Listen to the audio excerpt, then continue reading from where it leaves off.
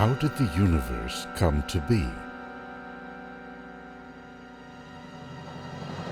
Why does it look the way it does? How did galaxies form? Planets and solar systems? Life. To find the answers, a series of missions has transported a battery of high-tech instruments above Earth's atmosphere.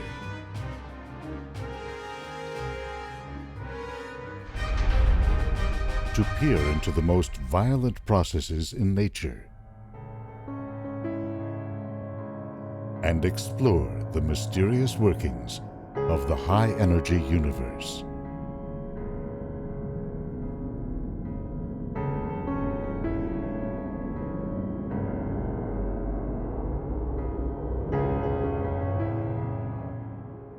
Decades ago, high-energy astronomy was motivated by a number of basic questions. Do supermassive black holes really exist? What are quasi-stellar objects, or quasars? Are they solitary objects in the vast darkness, or are they part of larger structures?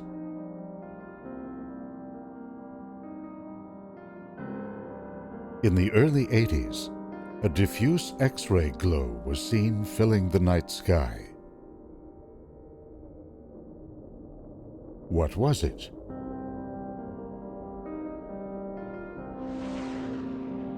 Bursts of ultra-high-energy gamma radiation appeared almost once a day, lasting seconds, or as long as a day. Are these events nearby, even within our solar system? Or are they extremely distant and highly energetic?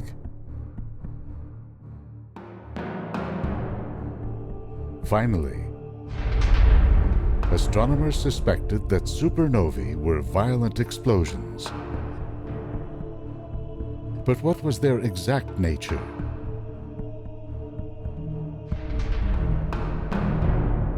We now know that they are the final moments in the lives of large stars, and that they are the source of elements that make up our bodies: calcium, iron, carbon, and so on. Because high-energy light does not penetrate our atmosphere, scientists launched a fleet of space observatories designed to capture wavelength bands from gamma ray to infrared. These wavelengths tell us the temperature of matter in an object. Gamma rays and X-rays, tens to hundreds of millions of degrees. Ultraviolet, hundreds of thousands. Visible light, tens of thousands.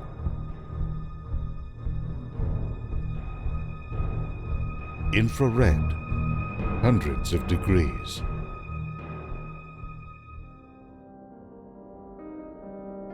Here is a Hubble Space Telescope image of Cassiopeia A. It shows the visible remnant of a supernova, glowing at about 10 or 20,000 degrees Celsius. Here is an image from the Chandra X-ray Observatory, showing gas heated to tens of millions of degrees.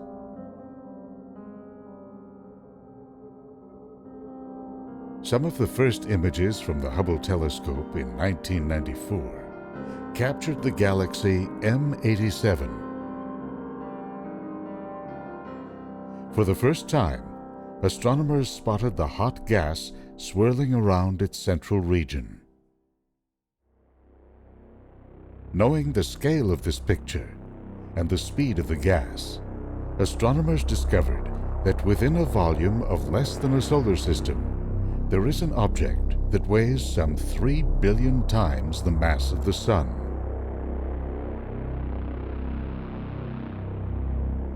Nothing that dense can be anything but a black hole.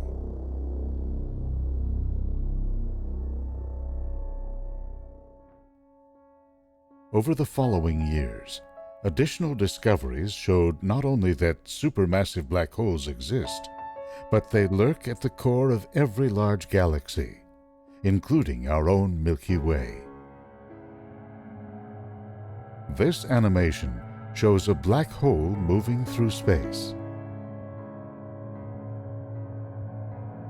As an unsuspecting star gets too close, the black hole's gravity tears it apart. That creates a so-called accretion disk of hot gas and dust rotating rapidly around the black hole.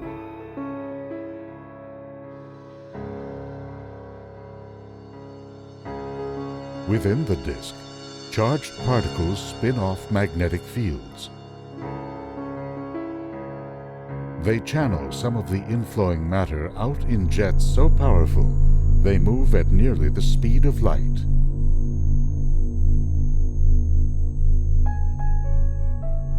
The closer you get to a black hole, the higher the temperatures, 10 million or more degrees.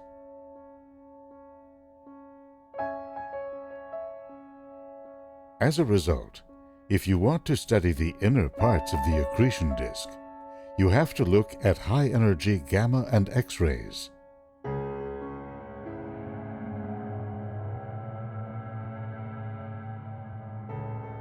This inner region can be hot and bright enough to shine across the depths of space, becoming a quasar.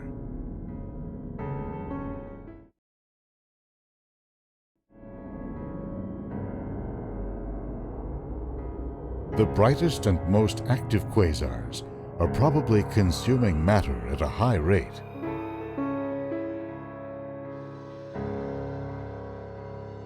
In this Hubble image, we see a radio jet coming out of the center of a galaxy. Zooming in, we see the accretion disk and a dark central region. Like Sauron in his dark tower, black holes are known for being terrifying, invisible sources of death and destruction. Black holes are such powerful gravitational monsters that they warp and twist the fabric of space-time. If you get up close, you'd see something like this. An accretion disk visible from both above and below. There is an inner ring caused by light that goes all the way around the black hole before escaping and eventually making it to us.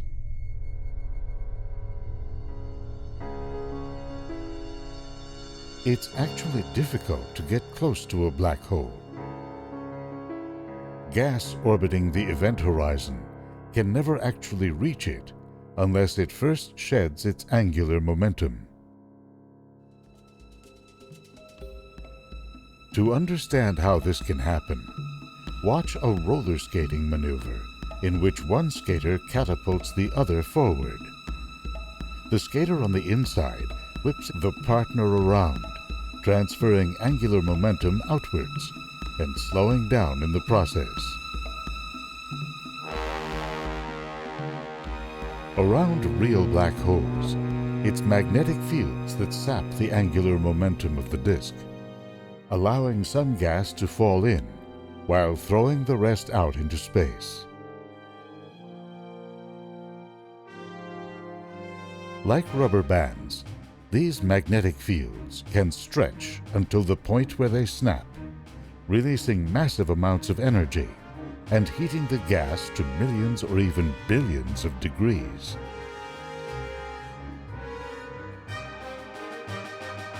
You can see this in the magnetically active corona of our Sun, where superheated gas shines very brightly in X-rays.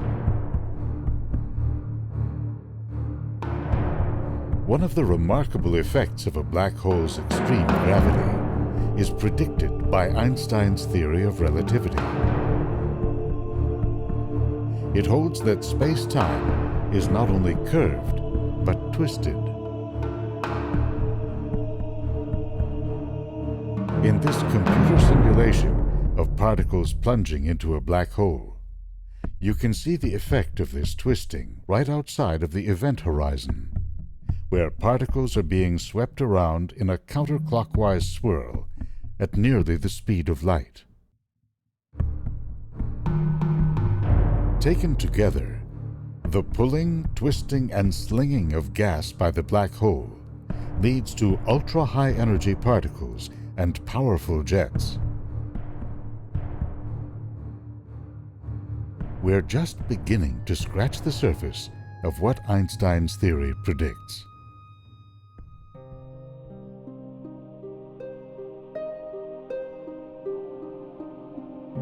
Today, the Nustar Mission is the first telescope to look at the universe in high-energy or blue X-rays.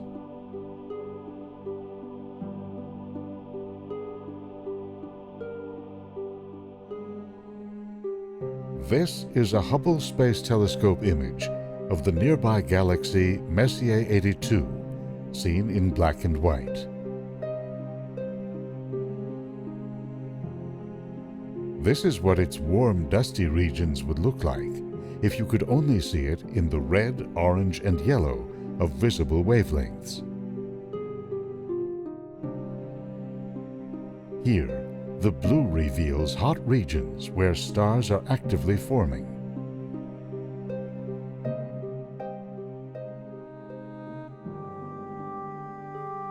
Nustar was able to make high-energy X-ray images of the region around the supermassive black hole in the heart of our Milky Way galaxy.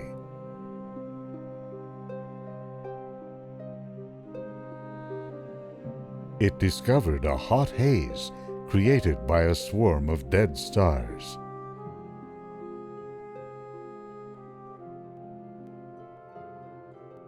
When our universe began, it was a soup of hot hydrogen and helium gas.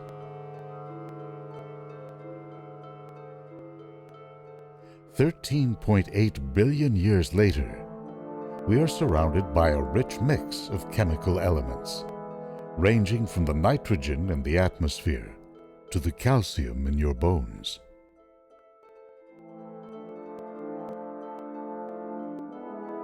This movie follows the evolution of the universe as portrayed by theorists using supercomputers. Filaments of hydrogen and helium form, shaped by the gravity of dark matter.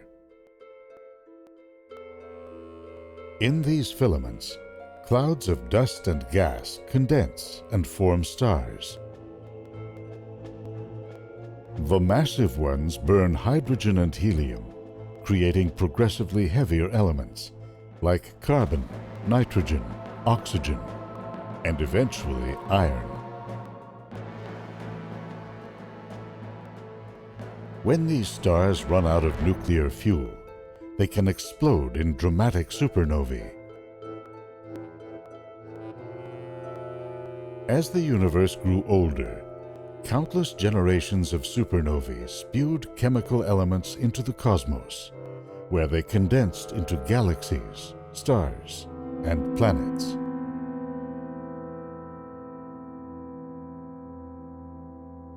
How we know all this is, in practice, a dance between theorists and observers with telescopes, including infrared, optical, X-ray, and gamma-ray missions.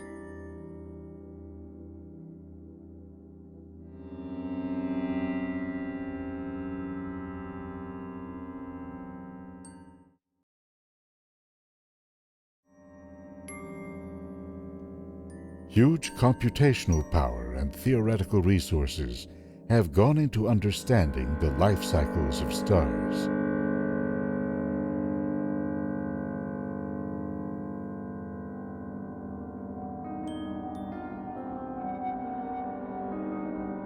Here is a recent attempt to simulate a stellar explosion in a supercomputer. You can see here that the explosion halts. The authors of the experiment then inserted a theoretical sloshing of gas in the central part of the star, setting the supernova in motion.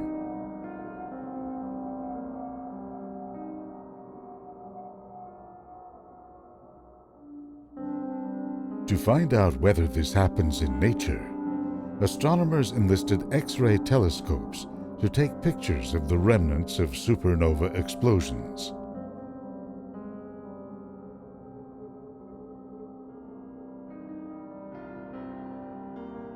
Here are images of the debris from the historical supernova remnant Cassiopeia A.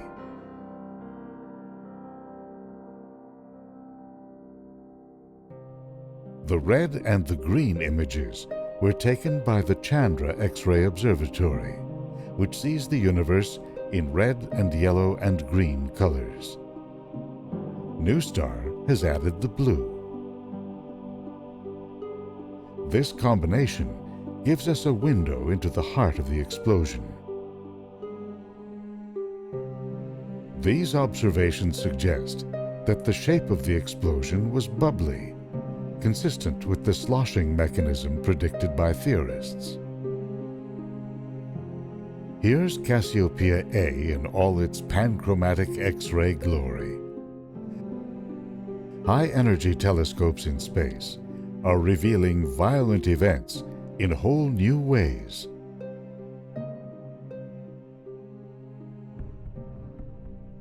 That includes the most violent of all, a gamma-ray burst with the energy equivalent of 1 to the power of 30 H-bombs. That's 1 with 30 zeros after it. They're the most energetic explosions in the universe.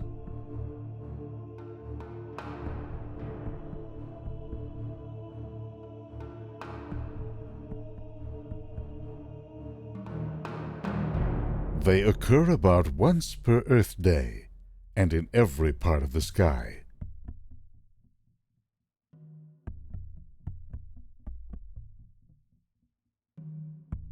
In the early days, they were the subject of intense speculation. Aliens in outer space, alien wars. This was an actual newspaper article. In 1998, an Italian and Dutch satellite discovered that gamma-ray bursts actually originate far outside our own galaxy.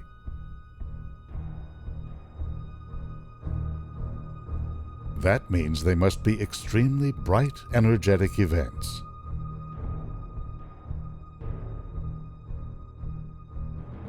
A pair of satellites, called Swift and Fermi, were launched to study them in detail and to push the frontiers of high-energy astrophysics.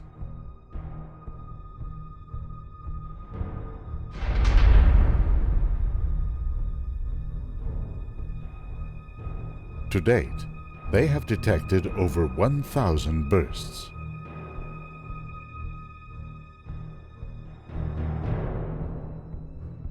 Every time the Swift or Fermi satellites detect a gamma-ray burst, scientists get a page that sends them running to their computers to view the data.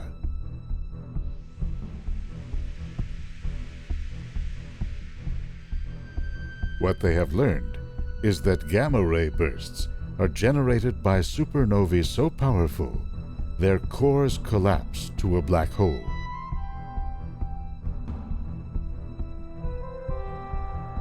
A small fraction of the matter flowing into the black hole escapes in jets. When the jet is aimed at us, we see it as a gamma-ray burst.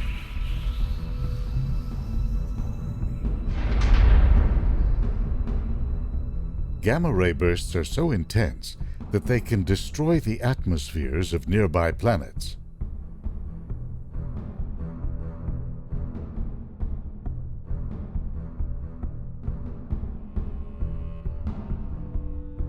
we appear to be safe, at least for the time being.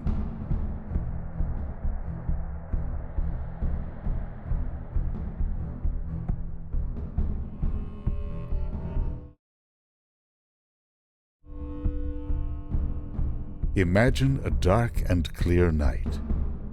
Overhead, the Milky Way spreads out across the starry sky. The beauty and grandeur of this portion of our own galaxy beckons us to ask our deepest questions.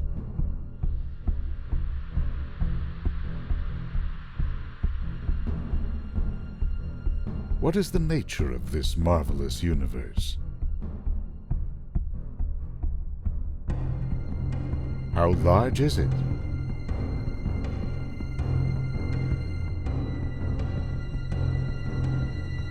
How did it come to be?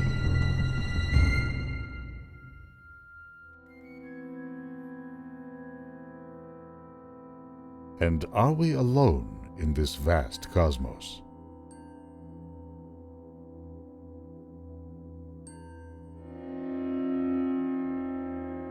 Astrophysics, the study of the universe and how it works, is central to our quest for answers.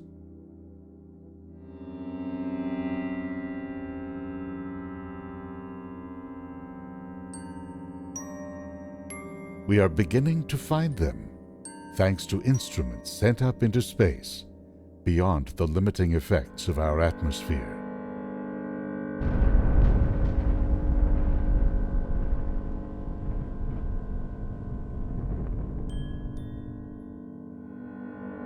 High-energy missions, Fermi, Swift, Nustar, and Chandra,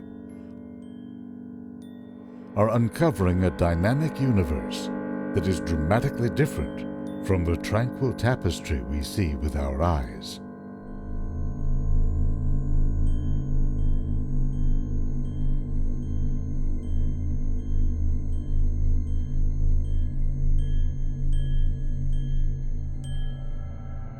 They show that the cold, dark reaches of space are punctuated by turbulent forces.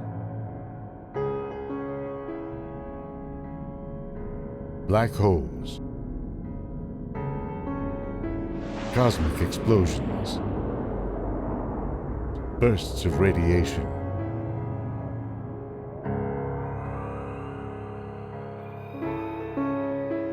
That violent energy is very much a part of the universe.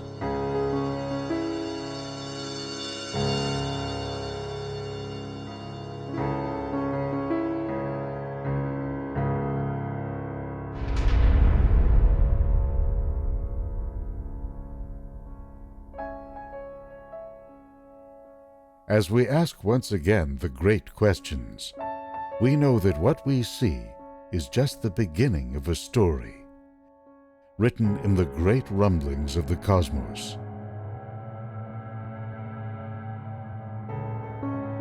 A story that is unfolding still.